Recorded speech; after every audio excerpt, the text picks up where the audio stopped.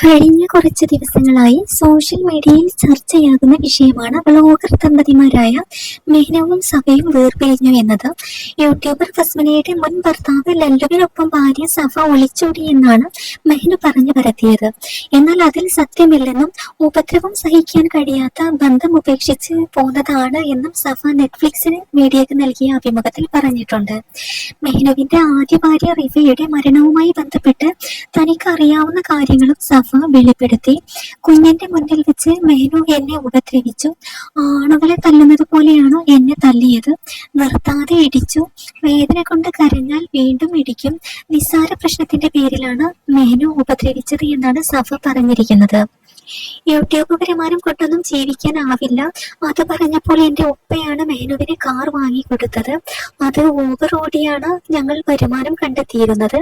കാറിന്റെ ലോൺ അടയ്ക്കാൻ മെഹ്നുവിന് മടിയാണ്. ലോൺ അടയ്ക്കേണ്ട തീയതിയാകുമ്പോൾ മെഹ്നു അത് എന്റെ തലയിൽ ഇടും. പ്രൊമോഷനും മറ്റും പിടിച്ച് ഞാൻ പിന്നെ അത് പരിഹരിക്കും. എറണാകുളത്ത് വെച്ചാണ് മെഹ്നുവിനെ പരിചയപ്പെട്ടത് എന്നും സഫ പറയുന്നുണ്ട്. കേസുമായി മുന്നോട്ട് പോകാനാണ് തീരുമാനം. എന്റെ കുഞ്ഞിനെ ഞാൻ ഒറ്റയ്ക്ക് വളർത്തും. വീട്ടുകാരും ഒപ്പമുണ്ട്. അവരും കേസുമായി മുന്നോട്ട് പോകാനാണ് പറയുന്നത്. അതുപോലെ തന്നെ റിഫയുടെ മരണത്തെ കുറിച്ച് ചോദിച്ചപ്പോൾ അവൾക്ക് വേറൊരു റിലേഷൻ ഉണ്ടായിരുന്നുവെന്നാണ് മെഹ്നു പറഞ്ഞത് എന്നും അന്ന് അവന്റെ വാക്ക് ഞാൻ വിശ്വസിച്ചു എന്നും സഫ പറയുന്നുണ്ട്.